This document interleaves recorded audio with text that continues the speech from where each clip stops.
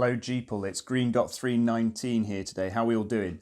I am hopefully just about to save you some money and save you a lot of heartache as well, and actually make your Jeep better and keep it original. I bought an Autolite generator the other day off eBay. You can see it here, and I started taking it apart, had a look at it, all great inside, no reason why someone should have sold this unless they had a spare or something like that. So I asked a guy, I said, why have you sold this beautiful Autolite generator? And he tells me it's because he's converted the Jeep to 12 volts because he couldn't get it to run properly on 6 volts. And this is a bit of a pet peeve of mine, or a bit of a personal crusade here, guys. And I explained to him how a 6 volt system works and what you need to do, because he told me he'd had his mate round and he had taken it all apart. They'd replaced the starter, they'd replaced the battery, they'd done all this sort of work. They still hadn't been able to get it to work properly, even though his mate's Jeep works fine, okay? So eventually they went to 12 volt. So unfortunately, his Jeep now, his original Jeep, has lost its original August 43 Autolite generator that it's been with for over 70 years, and replaced with a 12 volt alternator. And in my opinion, just wasted a whole load of money, and needlessly, okay guys, because the 6 volt system works. The 6 volt system is good. It's what they had in World War II. They didn't have anything else. They won the war on 6 volt, right? If 6 volt didn't work, they wouldn't have used it. They would have changed to 12 volt or something like that. So that's not to say 6 volt is better than 12 volt, because we all know 12 volt system is better than 6 volt. It spins up the starter motor quicker, lights are brighter, it works better, it uses less current than a 6 volt system, and it is better, but it isn't correct and it isn't original for a Jeep. And if you're trying to produce a nice Jeep, you're trying to honour the people who drove these in World War II, understand the sort of hardships they had and understand what it was like to drive an original Jeep, you really want to keep 6 volts. The worst advice I was given when I was doing my GPW was to don't even bother with 6 volts, go straight to 12 volts. Thank God I didn't do that. Thank God I stayed with 6 volts, because I used 6 volts, never had a problem with it. Used it in freezing conditions, left the Jeep standing for, a month or two, started up straight away, no problems, whatever. But you need to understand how the 6 volt system works, guys, if you're going to get the most out of it, because otherwise it is going to make you tear your hair out, it is going to annoy you, and it is going to make you want to change to 12 volts. But it's really simple to understand, and there's one simple thing you can do to make it work properly. So let's have a look at 6 volts then, and let's break it down. Let's look at basic circuits first, just to understand how it all works and what's going on, so that we can make it work properly on our Jeep. So here it is then, guys, a simple circuit. We've got a battery, in this case 12 volt, would you believe, not 6 volt, and we've got our load here, which is the thing we need to power, okay? And from the battery we have a red wire, the positive, and we have a negative wire, the black, okay? And for a circuit to flow, we all know you have to have an input and an output. The power has to go in, then it has to come out, and it has to go back to the battery. It has to flow. You can't just attach one wire and the thing will work. Here's the positive attached to the back. Nothing's happening, okay? But if we take the negative and attach it to, hopefully, there we go, it works, okay? So that's great. So, now the interesting thing about Jeep electrics and the electrics on many old vehicles is that they don't use a negative wire as you might think. Have a look at your starter motor on your Jeep. Here's a starter motor, okay? We can see on the top of it, there's one big connection. That's it. There are no other connections to it.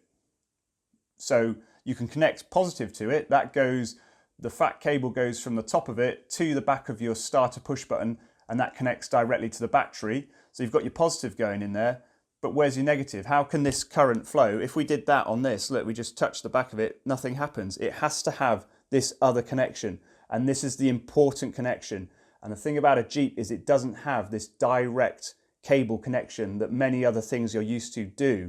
It uses the frame of the Jeep and the engine as the negative cable. This is the return connection for the power, okay? So this is where we're gonna look into the problems you have then. This is the issue, okay? Right, I'm gonna use a dodgy metaphor here, guys, but let's smash some walnuts up, okay? We've got two hammers here. One is 6 volt and one is 12 volt, okay? Now, bear with me. The 12 volt is the one with the head, the big head on it, which weighs a lot. Let's say the weight of this hammer is voltage, okay?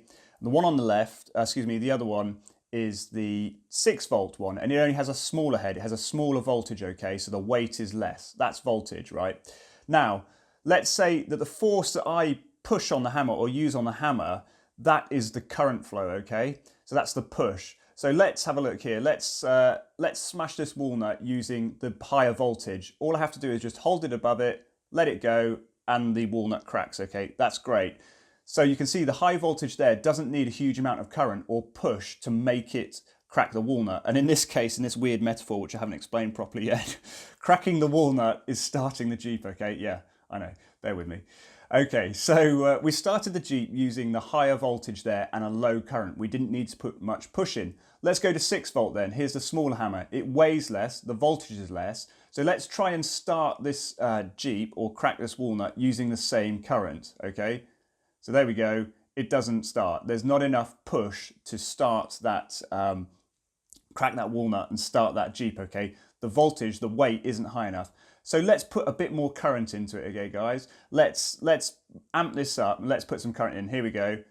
Right, as you can see, the walnut has been cracked, the Jeep has been started. We had a lower voltage, a lower weight, but to overcome that, we had to use a higher current, a higher push. So I had to whack that walnut really hard, okay?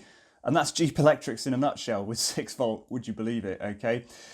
So, why would your Jeep start easily on 12 volt but not start so easily on 6 volt? It's due to that current, it's due to that push. You have to have these big cables when you're using 6 volt. You can't use skinny little cables. To carry that extra current, that extra push, the cables have to be quite fat. And that's what they are on the Jeep. And you can see on top of the starter motor, the positive cable going to it is big and fat, okay? But as we've already said, there's no negative cable coming out of it. And it makes sense, doesn't it? If the current has to flow and you have to have the same input and output, right? If the positive cable is this big, fat, wide cable, surely the power coming, the negative, has also got to be equally as fat, okay? And the connection to your starter motor on a Jeep is just literally that plate on the back of it, okay? So the brush plate on the back of it, that's the negative cable, and that attaches to your Jeep motor, which goes through a bond strap and then connects to the generator and then to the frame, and then the frame is attached to your battery, your negative on your battery. So it stands to reason then that if you have a whole load of paint over all of these components, say your strap comes off your battery, goes onto the frame, but you've left a load of paint on there, well, the current's not going to be able to flow through that, is it? If you haven't used the star washers which cut through the paint and allow that connection to be made, the frame is going to have no negative connection. And then if you've missed off the bond strap which goes from the frame to the generator and engine, then there's no way of connecting the frame to the engine. So there's no way that negative can go from the frame to the engine. And then if that engine then doesn't connect well to the starter plate at the back, so say you've painted over that starter plate or it's not tight or there's a load of corrosion in it, then there's no way that negative, you could get a little bit of negative going through there, but you can't get a lot. You can't get the large amount of need. You can't get the large amount of current that we need to start a Jeep motor. The starter motor will turn over sluggishly, might work when it's warm, it'll be sluggish when it's cold, it'll be unreliable. And all that is because you don't have that proper negative connection, guys. So to solve that, all you need to do is clean up your connections. You need to make sure you've got that bond strap going from the, that cable going from the battery negative to the frame. That's all cleaned up and tinned, it's all done correctly. Then you have that important bond strap which goes from the frame to the generator and engine. And then finally, the really important bit is that starter motor, that back plate on the starter motor, you've cleaned up that bit where it touches the little bracket which attaches to the motor. And then there's bare metal going from the motor to the bracket as well. So you've got that strong connection. If you have that strong connection, you're going to be able to start your Jeep and your 6 volt is going to work much better. Let's just have a quick example of that just to show you what it looks like then. So let's have a look then at how having something dirty or not cleaned up properly makes a difference to your starting your Jeep, okay? So let's just say this is the starter motor, okay? Your positive's attached. Let's just do it normally. Let's attach to a nice bright bit of clean metal, okay? Hopefully it should light up if I get it. This isn't the best way of doing it. There you go, it lights up, okay? That's good. That's a clean bit of connection there, you can see it. We've got good current flow through it. Now, imagine on your starter motor, you haven't tightened up the bracket which connects the back of the starter to the bracket or the engine. There's a load of corrosion down there. You left paint between the components. You didn't put the special star straps, the star washers in there which cut through the paint and the rust and things like that. So let's try and attach the negative to this bad bit. So let's just go back. Come on you, let's get my connections working properly. There you go. Right, let's connect to the rusty bit. See? It's metal to metal contact, but it's not working because of that corrosion. The current can't flow. And this is what's important. You have to make sure these important connections are clean. The current can't flow if there's no connection, or the connection is poor, or it's dirty, okay? So on your back of your starter motor, clean up that backing plate, clean up that bracket, make sure you got bare metal, clean up the connection between the bracket, the little bracket, and the motor. You really need that strong connection, otherwise it will be like this. It won't allow the current to flow and your starter motor won't work, or it'll work really weakly, guys.